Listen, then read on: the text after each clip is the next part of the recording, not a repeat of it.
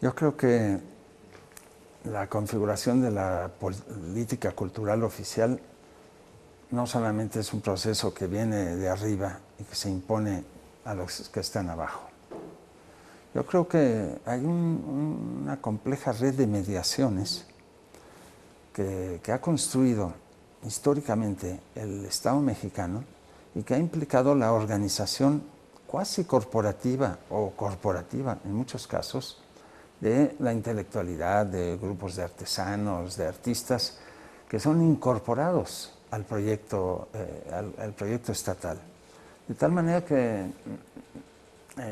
no se puede pensar, aún en condiciones no democráticas, las que caracterizaron toda la historia del siglo XX mexicano, no se puede pensar en términos de imposición.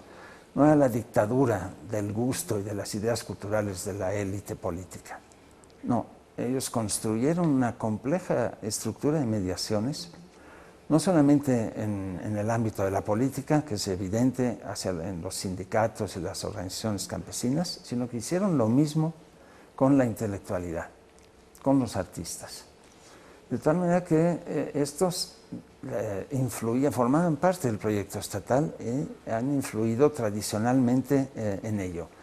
Eso tiene un resultado que yo digo que es positivo si lo contrastamos con la situación de los intelectuales en los países anglosajones, en donde diríase que la intelectualidad está en proceso de extinción. El intelectual ya es un ser en peligro de extinción.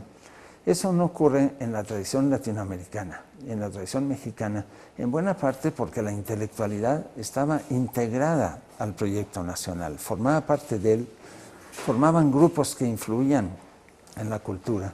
En México, a diferencia de otros quizá países, el papel de los historiadores del arte y en general, ¿no? de ciertos actores, ¿no? intelectuales y actores de la cultura, ha tenido un gran peso en el mundo de la política, ¿no?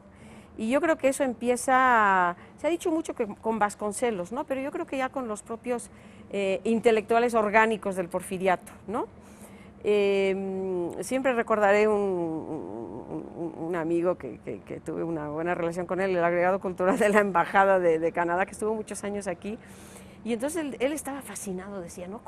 con el peso que los intelectuales en México tienen, ¿no? En el mundo de la política, ¿no? O sea, cómo los intelectuales son capaces de crear esos mitos y de alguna manera la política los asimila y se somete a ellos, ¿no? Y él decía, bueno, eso es un fenómeno que en muy pocas partes del mundo, ¿no? Yo he visto que los intelectuales, y en ese caso los historiadores del arte. Y yo advertí que era muy peligroso que yo fuera ahí, y le dije al presidente, es el puesto más importante de México. Es todos los estudiantes, todos los maestros, todos los deportistas, todos los artistas, todos los intelectuales, todos los universitarios. Para un hombre de poder, o que ha estado en la política, no se puede negar que de repente ha habido un encantamiento, una fascinación con el poder. Los intelectuales han cometido aberraciones a veces en sus apoyos a ciertos presidentes muy tristes, ¿no? Es decir, hay anécdotas. Por ejemplo, Echeverría, de manera caprichosa, un día estando en Buenos Aires, decide hacer una cena con intelectuales y artistas para el presidente de Argentina y manda un avión para subir a intelectuales y artistas que se fueran a cenar a Buenos Aires, es decir, una cosa totalmente grotesca. Y prácticamente nadie dijo que no, ¿no? Entonces, este tipo de cosas efectivamente contribuyó a ese alejamiento de lo realmente social. Por eso insisto, lo único que puede remediar no es la voluntad de los artistas intelectuales, sino el hecho objetivo del debilitamiento del Estado, que eso es lo que los ha obligado a todos a pensar más por sí mismos y a tener cierta independencia, ¿no? Si alguna cosa m'ha produït a mi Calfreds va ser en aquest cas no em dona... Sí, però vaja, podria ser això, el Javier Solana o aquests quan estaven per aquests llocs dels parlaments, com et deien, con un descaro total, i nos van dir, Javier, dame idees, oi, dame idees. Escolta, les idees són una cosa que t'has de treure les sabates, ajonellar-te, callar, i a veure si en baixa alguna i agrair-ho a Déu. No és dame idees, Javier. Tens ganes de fer com si els feia als nens, picant la mà. Es decir, a diferencia del franquismo o del estalinismo o del fascismo, en México la Revolución Mexicana, como fue el producto de un choque de fuerzas, de intereses, de ideologías distintas, en la política cultural quedó a salvo de una hegemonía ideológica. Entonces, era más el interés pragmático, político, cínico, yo diría, de los gobiernos después de la revolución hasta hace algunos años, de mantener contenta a la clase intelectual, a los artistas, a los creadores, de buscar su alianza, independientemente de lo que hicieran. Es decir, no hubo un dictum acerca del realismo socialista, debe haber tal línea o tal.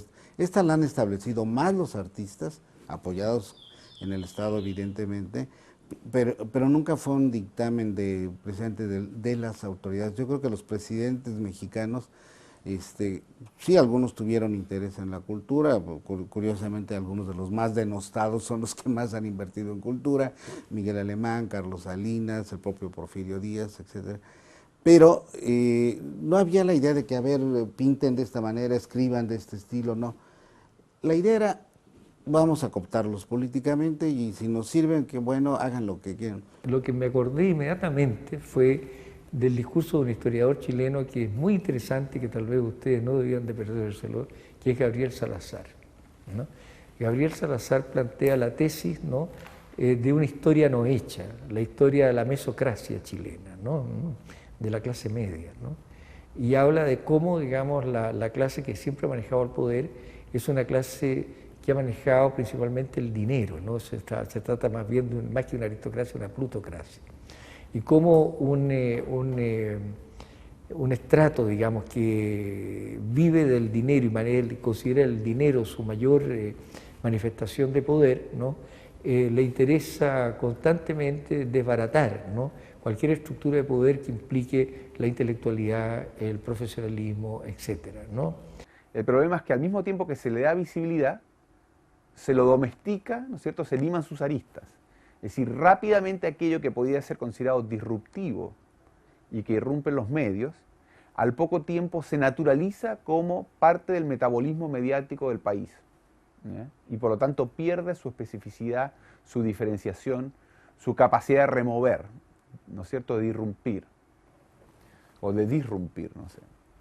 Los antropólogos son eso, a ustedes, a los políticos, a los partidos, les corresponde transformar esos conceptos en prácticas políticas o en culturas políticas, pero el antropólogo, el historiador, lo único que puede hacer es estudiar bien y publicar un libro, pero no tiene más fuerza que la que tiene quien transforma esos conceptos sobre lo indígena, la cultura, las identidades, quienes manejan los medios, quienes manejan el poder, sea religioso, sea económico o sea cultural. Yo creo que los arqueólogos y los historiadores nos han dado una visión grandiosa del pasado, y no fue así. También hubo imperfecciones, también hubo pobreza, de otra manera, otros conflictos, pero no era pues un estado ideal, ¿no?, de bienestar, como se piensa que fue. O sea, la historia del arte que se ha hecho hasta ahora no es una historia del arte que está ligada a la creación, al nacimiento del Estado-Nación. Por eso hablamos de historia del arte español, francés, ¿no? Yo creo que eso se va a desmontar, ¿no? Y no va a pasar nada. Yo les digo a mis alumnos, vamos a tener que volver a hacer la historia del arte, de cero. Vamos a tener que volver a partir, porque todos estos conceptos que hemos estado manejando no nos sirven, ¿no?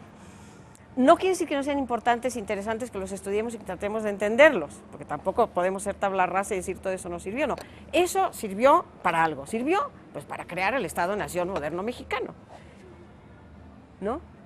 Pero yo creo que eso se va a superar. Yo creo que las artes y la cultura han sobrevivido precisamente por estos mecenazgos interesados. No creo que fuera la generosidad de los Médici, sino había, por supuesto, un interés político, un interés de prestigio desde entonces. Entonces, bueno, pues igual aquí, ¿no? Pero eso ha sido, desde mi punto de vista, positivo. El problema es que llega un momento en que todo eso no puede desprenderse de su objetivo real. Usted tiene razón en ese sentido. Pero eso a veces ha sido más responsabilidad a veces del mundo cultural e intelectual, en el caso de México, que no ha estado atento a los procesos de modernización, ha sido muy lento para modernizarse. Por ejemplo, en México se tomó al pie de la letra el dictum de Andy Warhol, repetido al infinito, de que la televisión era la caja idiota, ¿no? Y una vez que el presidente Miguel Alemán opta por un sistema de televisión privada, los intelectuales, con raras excepciones, rechazan estar en la televisión. Y esto ha sido gravísimo, ¿no? Y se ve con desprecio a quienes están en la televisión. Octavio Paz, Juan José Arreola, que estuvieron en televisión, sufrieron muchos ataques por eso. Desde mi punto de vista esto fue un error histórico, porque sí, la televisión puede ser muy idiota, o es idiota en sus contenidos, pero la televisión es un instrumento y se pueden escribir y hacer igual de idioteces por escrito. La mayoría de las librerías está llena de basura literaria y eso no obsta para que no digamos que el libro es el instrumento fundamental de la cultura. Por lo que dije antes, porque no tenemos un Estado con proyecto cultural, porque nuestras élites académicas e intelectuales se han separado de la sociedad, entonces lo que domina es la imagen mediática. Esa es la fuerza política y cultural y económica más importante actualmente. Y bueno, ahí donde se ve que los intelectuales, los académicos y los políticos están viviendo en otro mundo, porque ese mundo otro ya se los comieron. Y los intelectuales cada vez están más separados de esa realidad. No saben ni en la educación, ni en el arte, ni en la cultura dominar esas nuevas técnicas. Entonces son marginales o son instrumentales. La política cultural no se desarrolla en las universidades, no se cocina en las academias, se cocina en las esferas estatales y gubernamentales. Tradicionalmente han sido los políticos, incluso los militares, que se han ido a la política, los que han alimentado la idea nacionalista. Han sido apoyados por una intelectualidad, pero que no se encontraba ligada o no especialmente ligada a la tradición académica, a la tradición universitaria, con excepciones, porque el libro más importante sobre la identidad nacional mexicana de Samuel Ramos es el fruto de un profesor universitario, ¿no? Así que hay excepciones, pero en general viene de la literatura, del cine, de la música y está moldeada esa influencia por los políticos. Una característica de la producción cultural y de los intelectuales en los países poscoloniales, sobre todo en los países poscoloniales, es estar circunscrita a seguir reproduciendo la ideología del Estado-Nación. La función de los intelectuales y los productores culturales en el centro está a veces circunscrita a reproducir la cultura nacional, pero también a garantizar la hegemonía metropolitana sobre la cultura mundial. Entonces, no solamente es que es una función extremadamente lamentable, sino que además implica aceptar un terreno circunscrito, ¿no? Hay una ausencia de comprensión de lo político y un énfasis en la política, en términos de los enredos y los vericuetos generados por enfrentamientos partidarios, ¿no? Y en ese espacio de la política, el beneficio personal es visto como algo mucho más inmediato, de manera que definitivamente ahí donde uno puede asir lo más concreta y rápidamente posible una cuestión que favorece en términos estrictamente de beneficio para carrera política, entonces ahí puede haber la seguridad de que definitivamente eso es lo que va a pasar. No hay la concepción ampliada de lo político como algo que pertenece a la vida cotidiana y en lo que definitivamente está entretejida la cultura. La cultura es vista como una suerte de aderezo o de ornamentación. Cuando me empecé a meter en investigar, a trabajar con artes visuales, me empezó a chocar mucho, porque ya me pareció que esta identificación de la cultura como una cultura carnavalizada, naturalmente híbrida, o sea, como todos estos esencialismos que además se empiezan a mezclar de una manera súper acrítica y también súper irresponsable, me parecen que, o sea, me chocaba mucho ver lo que pesaba en el mundo de la cultura versus en el mundo de la sociología, donde este tipo de construcciones era mucho más fácil de criticar, en el sentido que uno dice, bueno, lo siento, hay una realidad, o sea, el pobre, que es súper creativamente no pobre, también en el fondo no se está integrando solamente, o sea, el puro hecho de ser creativo en construir, qué sé yo, su casa en la favela, o sea, esta es una creatividad forzada. No es que él esté eligiendo su identidad creativa, sino que en el fondo él está obligado a estar en una situación donde él no puede escaparse de esa realidad. Entonces ahí, cuando uno lo pone en esos planos, que en las ciencias sociales es mucho más fácil como hacer ese tipo de contraste entre qué sé yo, la celebración como neopopulista de un tipo como Canclini, de la cultura híbrida o del ciudadano como consumidor, versus la realidad que uno puede llegar a ver todos los días en los noticieros, a pesar de que no es mi especialidad ni mi interés como ser especialista de esa realidad, me parece una falta de respeto y sí me choca. Entonces yo, por lo menos en el campo que a mí me compete, yo sí responsabilizo a ciertos intelectuales, bueno, aparte de los de derecha, que son los que estábamos comentando antes, como que hablan de la matriz católica y que en el fondo nosotros habríamos traicionado nuestra matriz católica y por eso, o sea, que me parece ya un nivel de correspondencia de intereses vomitivo y asqueroso. Me parece que a los que yo más le exigiría una respuesta y una responsabilidad serían los intelectuales de izquierda, que se hacen famosos por el mundo y circulan vendiendo esta imagen de Latinoamérica híbrida, donde todos lo pasamos fantástico, donde de alguna manera todo el mundo es creativo, incluso el más pobre, y que eso le da una riqueza mucho más grande, y que en el fondo el pobre de Brasil es un pobre feliz, mientras que el pobre de Rusia es un pobre miserable. No, o sea, como esas cosas me parecen a mí un poco más criticables y chocantes, y sí me parecería que habría que exigirle a esas personas una respuesta y una consecuencia con respecto a esta construcción.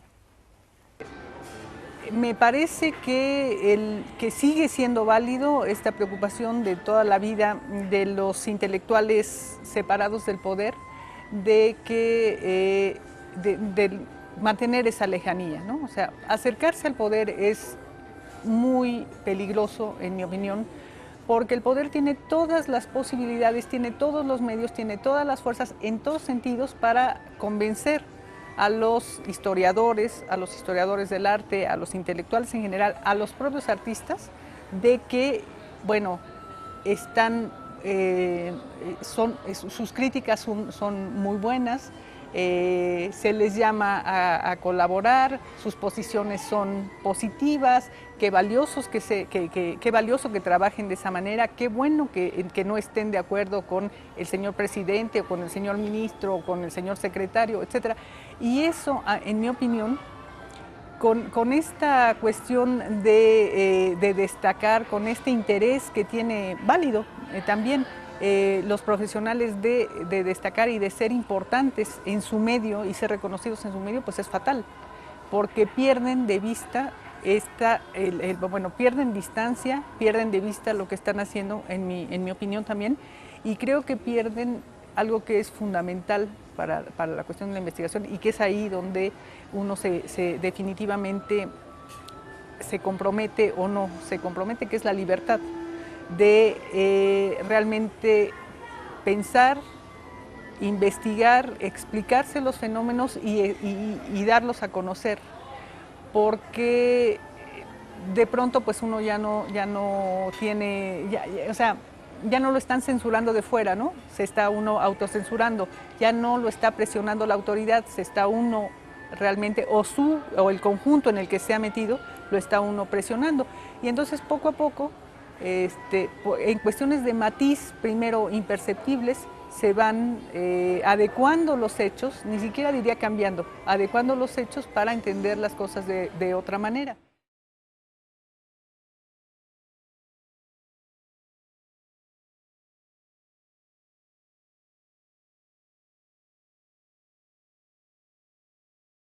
Sí, efectivamente, por razones históricas que tienen que ver con la colonia, desde la colonia en el tutelaje que ejercía la Iglesia y el virreinato sobre la sociedad, quedó una tradición de estatismo muy fuerte en México que no hemos superado, que apenas comenzamos a superar. Y todo esto trajo como consecuencia que durante el siglo XIX, pues prácticamente la cultura quedara al margen absolutamente de todo. Los hombres de cultura eran los hombres de la política, los artistas, los escritores sobre todo, ¿no? Se dedicaban a la política. La pléyade de personalidades que hizo lo que en México llamamos la etapa de la Reforma, o sea, estoy hablando de los mediados del siglo XIX, pues estaba constituida básicamente por literatos, muchos de ellos. Pero no es sino hasta el porfiriato que esto va a adoptar una forma de política como tal, es decir, hay una decisión política de aprovechar la cultura como una fuente de identidad nacional, ¿no? Es decir, la idea de que la cultura es lo que nos va a permitir integrar a la nación, lo que nos va a permitir establecer ligas comunes a través de la historia, pero sobre todo a través del arte. Yo creo que efectivamente ahí hay una situación dramática porque se construyó una política cultural unitaria y cohesionada en un país que en realidad culturalmente es plural, fragmentado y variado. Claro, eso significó una imposición, una fuerte imposición que implicó poner a los artistas, a los músicos, ¿no?, a los escritores, a los poetas, a trabajar, a bailar, diría yo, en torno de esta fiesta del nacionalismo y de la identidad nacional. Y más tarde, el cine, bueno, antes el radio, el cine, la fotografía, difundieron esa idea de un México unido con una identidad nacional. En realidad, por ejemplo, la radio que surge fuerte en los años 20, pero sobre todo 30, convierte ese enorme país disperso, aislado, roto, quebrado, en un país que tiene un alma nacional que se expresa en la música, en sus héroes, que entonces son es el campesino, el ranchero, y a través de eso, algo que era totalmente local y regional, como era la canción ranchera, se vuelve corrido nacional, espejo, reflejo del alma mexicana. Y así como pasa eso con la canción, ocurre con las costumbres que después el cine va a proyectar como costumbres, prácticas e ideas nacionales, cuando son en realidad apropiaciones desde el centro del país. Claro, uno ve en el tiempo que el Estado siempre ha necesitado de la cultura, pero ha necesitado siempre de manera suntuaria. Por eso nos parece interesante lo que trabajamos aquí en materia de historia del arte. Siempre nos referimos a ese periodo porque desde ese periodo incluso aparecen ciertas leyes como que las obras de arte van a decorar espacios públicos. Y es una ley que viene del año 46 y en donde se promueve y se estimula en principio el desarrollo de las artes asociadas al espacio público. Pero cuando aparece la palabra decoración, siempre uno, parece que hubiera una definición a priori desde el Estado, bastante funcionalista, respecto de cómo tendría que ser este arte a propósito de la utilidad o inutilidad del arte. La visualidad, siempre la clase política le ha pedido a la visualidad ilustrar el discurso de la historia. Y el momento en que la visualidad se sustrae a eso es en los 60. Creo que, por lo menos desde el año 60, ha estado en el tapete de la escena chilena el tema de la identidad chilena y latinoamericana. Y eso le ha dado también al arte chileno su perfil. Pero también sabemos que el arte chileno ha ido perdiendo importancia después de la muerte de Pinochet. No tengo claro cuál sería la escena del arte chileno y el contexto. lo tenía mucho más claro en la época de la Unión Popular y la época de la dictadura, donde las trincheras estaban más acotadas y se podía incluso exportar esa imagen. A lo mejor Chile nos interesa mucho, es parte de lo que se llama el tercer mundo, es parte de Latinoamérica, y los artistas chilenos creo que tampoco les interesa mucho en la actualidad pensar, digamos, su contexto o pensar el contexto local. Están más preocupados de inscribirse internacionalmente, de diluirse fuera de Chile. Que hay un cierto énfasis histórico en el siglo XX en construir el personaje artista como un operador de la política cultural y de la cultura nacional. Y a veces en perjuicio de la obra. A Rivera, a Atl, a Siqueiros, a Frida Kahlo, se les ha creado una leyenda, una biografía, pero también una personalidad, que es una parte muy decisiva de su consumo y su circulación. Y esto también con propósitos políticos muy concretos. Y en cambio, es frecuente que el contenido específico de esas obras, que pudiera ser a veces problemático, pero simplemente a veces chocante, disonante y podría uno decir hasta ridículo, pase a un segundo plano. O sea, que Frida tenga un cuaderno donde tiene un sol poniéndose en el ocaso, dice arriba Stalin y tengo una inscripción que dice hoy se ha oscurecido el mundo, no parece ser como un tema que amerite suficiente meditación. Sí. Cuando Fernando Gamboa, que fue director el gran gurú de la cultura mexicana visual, sobre todo desde los años 40, fundador del Instituto Nacional de Bellas Artes, acumulando cargos hasta ser director del Museo de Arte Moderno, el Museo Tamayo, que llevó a Europa un montón de exposiciones. En 1950, su primer proyecto internacional es llevar a la Bienal de Venecia a los 4 grandes. En ese momento Orozco, que acababa de morir el año anterior, Diego Rivera, David Alfaro Siqueiros y Rufino Tamayo. Y en ese momento negocia esa exposición de 1952 en París, que se llama, no me acuerdo cuál es el título, Arte Mexicano del Pasado, el Presente, no sé qué, que se llevó en París. La primera versión estuvo en París en el Musée d'Art Moderne. En su statement dice claramente, cito de memoria, del siglo XIX, nada. Dice, vamos a llevar reproducciones de murales prehispánicos, vamos a llevar la escuela mexicana, Diego Rivera, Orozco, Siqueiros, etcétera, etcétera, etcétera. Algo de arte colonial muy bien escogido y del siglo XIX, nada. La famosa idea acarreada durante muchísimos años por Octavio Paz, entre otras gentes, de continuidad histórica, de los no tiempos, de que todo es igual, mientras si lo ves desde lo más moderno, la escultura más moderna y la cuatlicue los puedes meter sobre el mismo pie, que era el tipo de exposiciones además que montaba Fernando Gamboa, que le encantaba hacer esos juegos. Así, realizó constantemente, para dar un solo de muchos casos, una exposición de Rufino Tamayo en el Guggenheim Museum en Nueva York en 1979, en el que fui curador, y los cuadros de Rufino Tamayo estaban imbricados con objetos de arte popular y piezas prehispánicas, que servían, cito también de memoria, de tela de fondo a la producción de Tamayo. Cuando Tamayo en ese momento estaba pintando paisajes cosmogónicos que absolutamente no tenían que ver ni con lo prehispánico ni con el barroco, al contrario, tenía una tendencia a la depuración, a una depuración abstracta, no tan informal.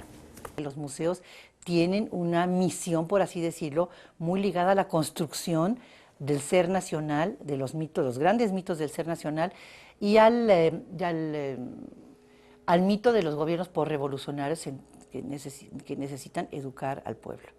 Son dos grandes mitos que a la luz del siglo XXI vamos a ver si el papel del museo sigue siendo ese o si, como nosotros lo pensamos, tiene que ser de otra manera.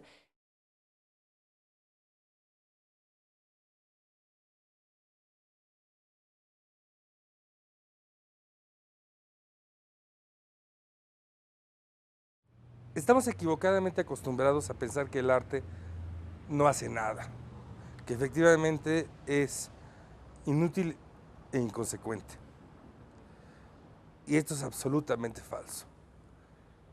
En efecto, las producciones artísticas determinan y a muy largo plazo construcciones que son importantes a nivel de cómo se perciben los seres humanos, cómo entienden su mundo, cómo entienden su historia y también cómo entienden sus diferencias, sus odios y sus tensiones. Hay una eficacia política, retórica y cotidiana en la producción artística que la costumbre del esteticismo moderno nos hace olvidarnos. Vivimos en una especie de neurosis de la expectativa de la obra de arte cambiando el mundo cuando todos los días las obras de arte están determinando el mundo. Sería imposible imaginar las ideologías que ocurren en México sin darse cuenta que los muralistas efectivamente son algunos de los ideólogos más importantes que tuvo el continente o la nación, que de hecho produjeron una serie de expectativas sobre cómo debía ser la política, una serie de expectativas sobre cómo debía operar el espacio público, unas nociones sobre la historia y una serie de polémicas que sin la presencia de estas imágenes no hubieran tenido lugar. En ese sentido, efectivamente, los artistas intelectuales no pueden ser considerados como inocentes. Pero lo que nos piden es ilustrar. Ahora, yo tenía en un momento la idea de que la visualidad, las políticas de la imagen, hablando de eso, de que la visualidad de ciertas obras chilenas que se arman en los 80, entre los 80 y los 90, pasan a suplir, a reemplazar el estatuto de la sociología de los años 60. ¿Ah? Es decir, ¿dónde están las prácticas que ponían en crisis la naturaleza misma del poder político? Uno podía pensarlo. La sociología americana de los 60, latinoamericana del 65. Esos mitos así sociológicos. Creo que hoy día las ciencias humanas se han convertido en unas ciencias de la gobernabilidad. Producen insumos para la industria de la gobernabilidad, nada más. No se les puede pedir más. Entonces, ese potencial crítico que tenían las ciencias humanas en los 60, 70, hoy día ha sido desplazado a las prácticas visuales, a cierto tipo de prácticas visuales. Por eso que hay una gran política en contra de las prácticas visuales, de parte de las artes de la representación y del espectáculo. Porque son artes directamente vinculadas a la industria, directamente vinculadas a los subsidios estatales, directamente vinculadas a la representación política de la calle, en los términos más abyectos. En cambio, hay ciertas obras visuales que se sustraen a eso. Y yo quisiera creer que en esas obras visuales está el futuro de la crítica política. Es decir, que la crítica política hoy día no está ni en la filosofía política, ni en la práctica política, sino que en ciertas prácticas visuales. Y prácticas visuales no por su usura o su exceso, sino más bien por el absceso que representan o por su sustracción. Exceso por sustracción. Frente a la saturación de la imagen medial, la pulcritud de la imagen de las artes visuales aparece como un espacio de resistencia, ¿ves? Entonces, en ese sentido sería un antibarroco, ¿ves? O sea, si nosotros reubicáramos al barroco en la producción medial, cuestión que no sé hasta qué punto sería lícito o justo.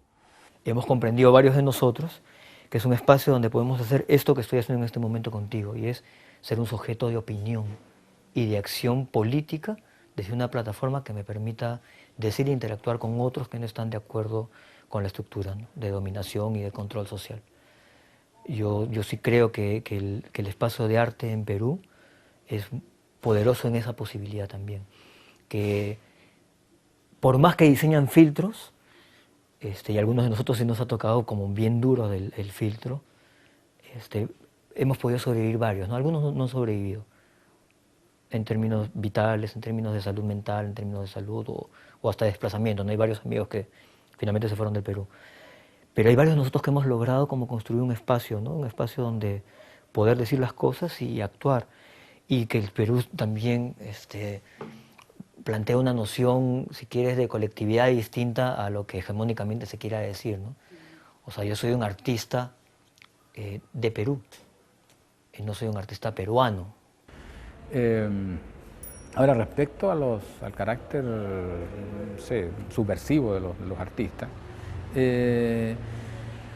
yo creo que esa expectativa respecto a que el artista sea un rebelde, un transgresor, alguien que viene a alterar el orden,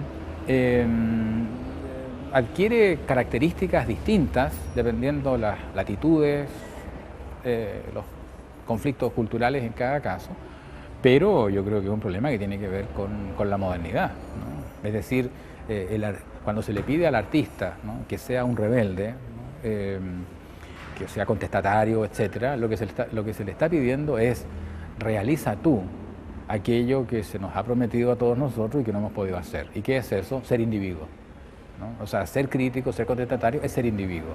Entonces se le está pidiendo al artista que sea eso. Pero esa es una aporía también del sistema de mercado. O sea, el mercado, uno podría decir, no, es el mercado el que contribuye también a producir esa imagen del artista. Es decir, ahí el artista está realizado. Queremos tener una relación con el afuera. Parece que algo importante quedó afuera. ¿Y dónde está eso? Bueno, el arte. El arte nos da una noticia acerca del afuera. Bueno, la gran ventaja del arte, su gran utilidad es ser inútil, ¿no? Esto es desconcertar. Es desconcertar, o sea, poder romper la habitualidad, ¿no? Por eso que me preocupa, digamos, y preocupa la idea de usar las formas artísticas complacientes, ¿no? Pero, es decir, trastocar el sentido, ¿no?, lleva a la pregunta por el sentido, ¿no? Y creo que esa es la gran responsabilidad ética de los artistas, ¿no?, especialmente en nuestros países, ¿no? En nuestros países donde pronto todo parece querer conformarse de ciertas maneras o de ciertos puntos de vista, ¿no? Romper el punto de vista y generar, ¿no es cierto?, una poliperspectiva, ¿no?, imposible de construirse definitivamente, ¿no?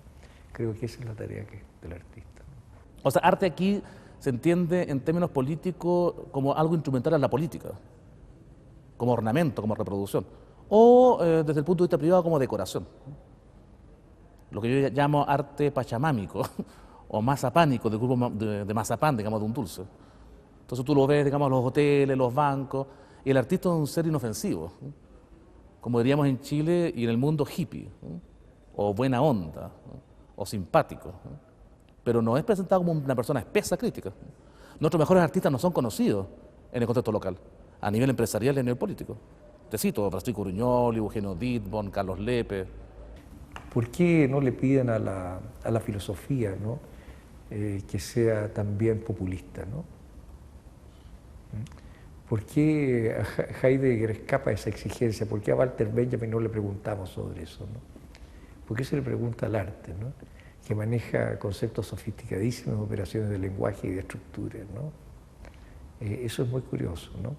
Yo creo que los artistas que se llaman revolucionarios en el sentido político son muy conservadores en arte. Estoy absolutamente convencido de eso. ¿Y al revés? Los artistas que son, digamos, que podríamos llamar más revolucionarios en los conceptos y en las estructuras, son más escépticos en el mundo político, ¿no? Somos, yo me incluyo, ¿no? Somos más escépticos en el mundo político, ¿no? Claro. Entonces tú ves que la escena actual se enmarca en una profesionalización del arte, pero esa profesionalización ha sido nefasta respecto al contacto con otras disciplinas. Yo antes, como el espectador, siendo estudiante de la universidad, iba a exposiciones de los años 80, y iban sociólogos, cineastas, escritores, gente de la clase política, ahora no. Ahora hay alumnos de arte, ni siquiera van los artistas mayores, ni los profesores, van alumnos de arte en todas las inauguraciones. Entonces también el artista, por un lado, es profesional y por otro está aislado de otros discursos, de otros saberes. acá primero ha interesado de que tú tengas tu bienestar y después el resto.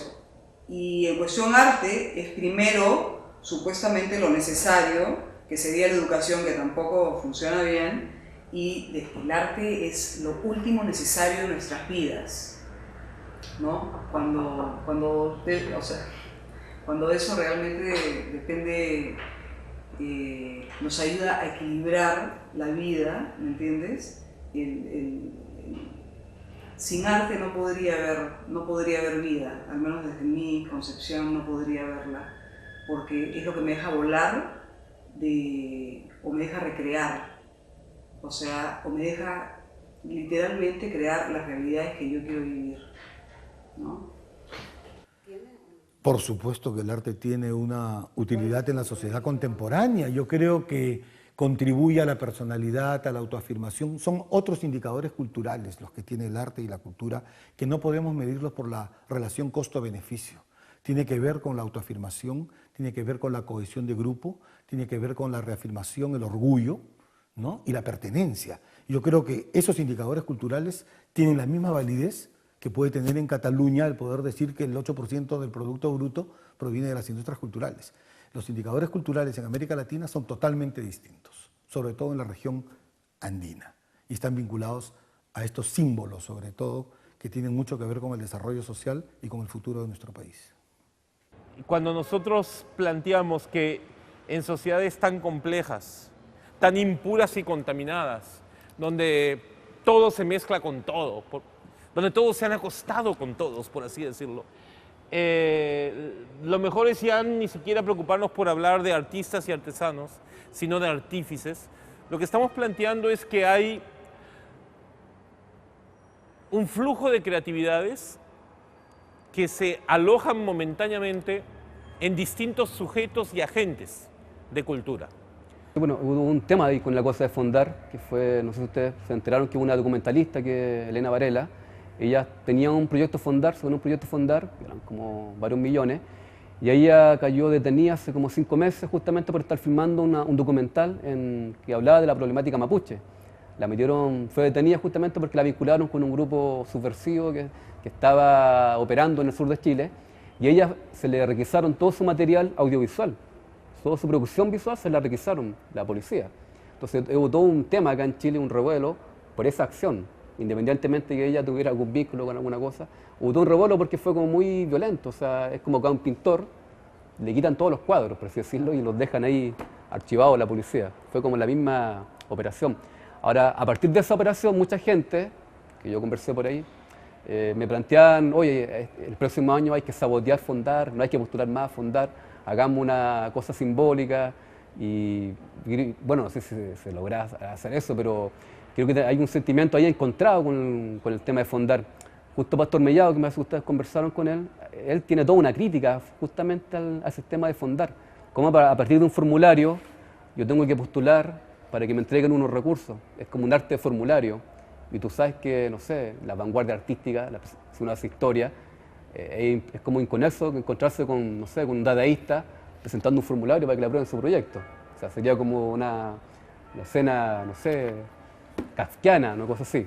Lo que ocurre es que yo creo que el museo, digamos, es como un espacio protegido para todo. Es decir, en el museo cualquier cosa puede ocurrir porque tampoco tiene demasiada significación, y la significación que tiene solamente es para unas élites, para determinadas personas que, en fin, iniciados, que puedan interpretar lo que está ocurriendo, pero está separado, digamos, del espacio público, que es donde se supone que tiene una mayor repercusión, donde puede tener una mayor publicidad y por lo tanto puede afectar en fin, a la moral de la ciudadanía y puede perjudicar a la infancia, porque las imágenes que propone son pornográficas o violentas, ¿no?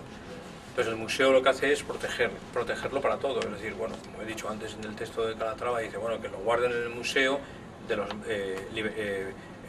protegido de los males del mundo, ¿no? Es decir, el museo te libra de los males del mundo. Por otro lado también podríamos... Y yo lo que creo es que tiene que ser todo lo contrario, es decir, el arte tiene que estar afectado por esos males del mundo. Bueno, un mito es que el museo tiene que educar, es un enorme mito en el ámbito de los museos, que el museo tiene que informar y educar si quieres hacer experiencia significativa. Es uno de los enormes mitos que al siglo XXI se están anulando definitivamente.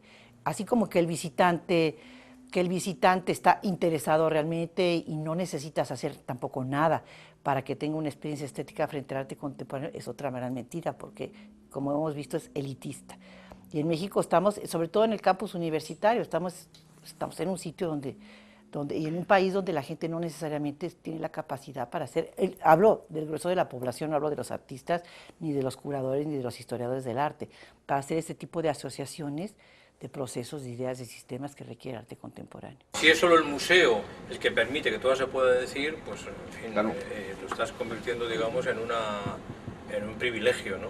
Y por lo tanto estás construyendo una casta, perteneces a una casta y una casta que efectivamente está protegida por el Estado, protegida por el museo, protegida por las reglas, ¿no? Por unas reglas además que son independientes del resto de las reglas.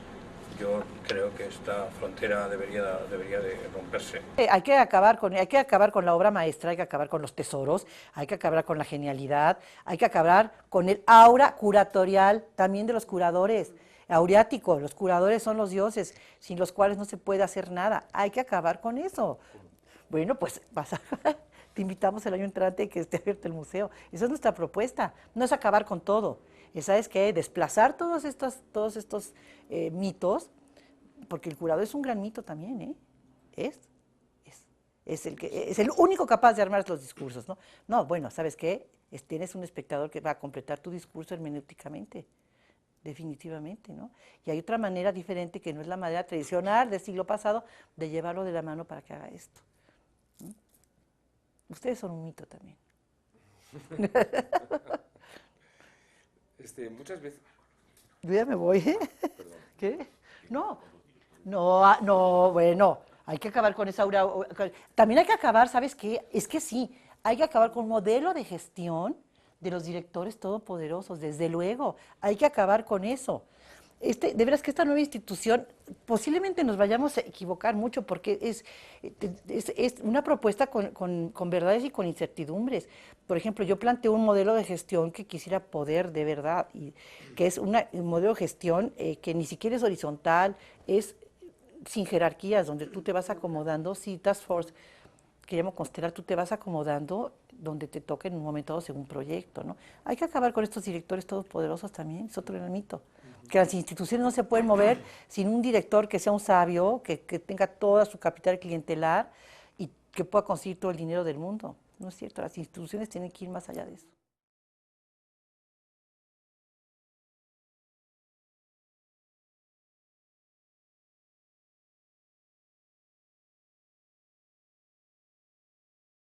Cuando hablamos de barroco hablamos de ideología. Y yo entiendo el barroco como eso, como el arte más político de las que se han gestado en los procesos de Europa hacia acá. Porque su centro está en consolidar en la obra el poder. O sea, en el barroco, en la obra barroca, está el poder expresado ahí. Pero no es un poder para contarte qué cosa es el poder. Esa obra es el poder. O sea, ahí está concentrado el poder. A la gente le gustó verse ahí. No sintieron de que yo estaba agarrando sus imágenes religiosas.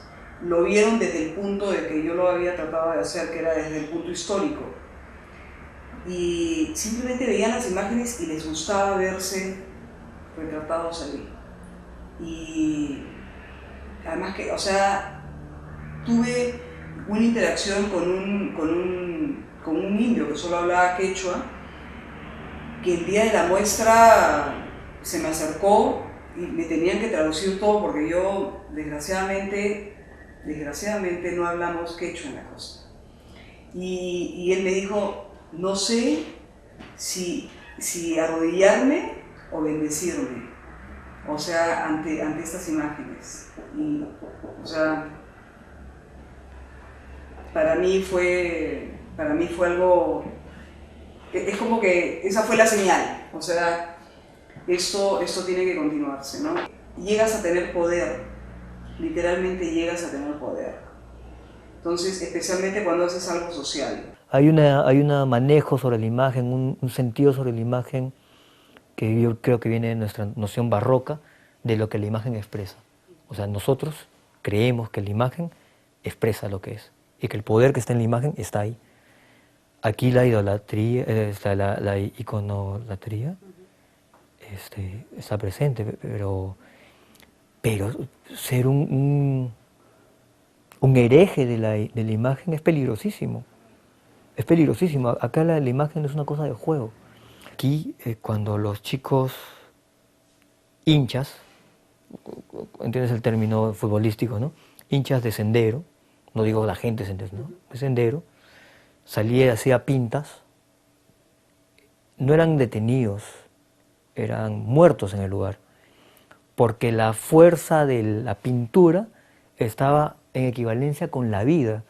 O sea, esas nociones de lo que es vida y testimonio gráfico en Perú se dan de una manera que yo dudo que se dé en otros lugares, ¿eh? La preeminencia de la imagen es increíble. O sea, la imagen concentra el poder. Hasta tal punto de que lo articula y lo domina. Al hombre americano se le enseñó a pensar en imágenes y a hablar en imágenes y a conversar en imágenes. Y entonces no era necesario firmar las obras, ¿no? Porque lo que se expresó, lo que se articulaba a través de estos imaginarios eran códigos culturales, eran cultos religiosos o eran mensajes políticos, ¿no? El aleccionamiento fue a través de la imagen, o sea, imponer la imagen, y definitivamente que nos castró, o sea, ha castrado literalmente toda nuestra evolución. Nosotros estamos, sin embargo, atravesados por la imagen, toda la historia nuestra, ¿no? Y entonces, a nivel, digamos, de movimientos sociales, han habido momentos en que esto ha sido destapado o ha sido ocultado. Pero sin embargo, los movimientos sociales, los sectores en búsqueda de reivindicaciones y tal, han siempre operado con imágenes, y de hecho así es como se movió ellos. Por ejemplo, este gobierno militar hizo uso de la imagen como ningún otro gobierno lo hizo. Cómo se produce un arte conceptual en medio de la dictadura por la necesidad de establecer un tipo de código que no fuera reconocible a ojos de las dictaduras y del aparato represivo. Entonces, ¿qué ocurría? Que había un tipo de obra que era muy conceptual, que se establecía una distancia de inmediato respecto de, por ejemplo, toda la escena de la recuperación del retorno a la pintura, que tenía sus efectos en Chile también y que obviamente a nivel de galería se estaba produciendo. Pero es interesante ver que en paralelo a que estaba promoviéndose a nivel de mercado internacional, lo que ocurría también era una resistencia al interior del arte por un desarrollo de un tipo de obra más crítica, más subversiva, pero al mismo tiempo más críptica, por razones de seguridad. Es decir, podríamos decir que el arte conceptual en Chile tenía un contexto de se realizaba por razones de seguridad, finalmente, más que por la propia semiótica a lo mejor de las obras. Ahora, respecto, por ejemplo, de lo que tú planteabas de esta idea de una cultura transgresora, pero a la vez inerme o inocua, ¿ya? Por ejemplo, las yeguas del Apocalipsis, que juntaban dos elementos muy fuertes de transgresión en la época de la dictadura: el transvestismo, desde el punto de vista de género, ¿no es cierto?, y la protesta desde el punto de vista político, ¿no? y tratando de potenciarse mutuamente. Yo creo de que el hecho de que no hayan sido objeto de una represión particularmente dura puede surgir de una cierta idea de que en lugar de potenciarse los dos, se neutralizan los dos elementos de transgresión, ¿ya? Es decir, que uno termina convirtiendo al otro en pintoresco, si se quiere. O sea, hay todo un cuento que yo creo que nadie se lo ha planteado mucho, pero la misma pregunta que tú haces es una pregunta que no suele hacerse, ¿no es cierto? ¿Qué pasó? ¿Por qué todo esto, o lo que dio en llamarse la escena de avanzada como un movimiento estético de reformulación del canon estético y al mismo tiempo interpelación crítica de lo político, ¿ya? tampoco se convirtió en una especie como de movimiento particularmente perseguido, o sea, mucho más perseguido en las protestas directamente. Yo creo que porque de alguna manera cuando el componente estético, ¿ya? Estético expresivo, adquiría particular relevancia, se entendía que el contenido político podía quedar relegado y por lo tanto con menos filo, si se quiere.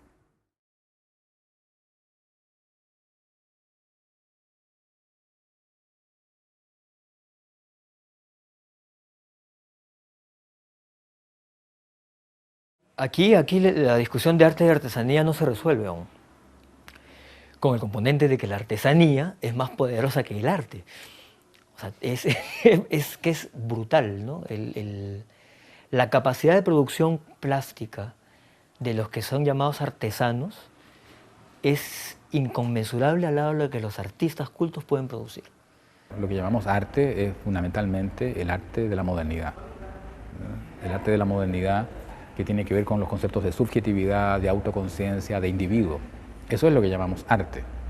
Podemos llamar arte a la producción cultural de los aztecas, o de los mapuches, o de los incas, y entonces se habla de arte, por ejemplo, arte precolombino, pero en el sentido estricto no es arte, ¿no? Eso es un museo antropológico, pero no es arte. Entonces cuando uno dice esto, obviamente los profesores de arte precolombino se molestan mucho, pero también la gente se enoja porque piensa que uno le está retirando una cierta dignidad, ¿no?, a esas culturas, ¿no? ¿Y por qué no van a tener ellos también derecho al arte? No tiene que ver con eso, tal vez es todo lo contrario.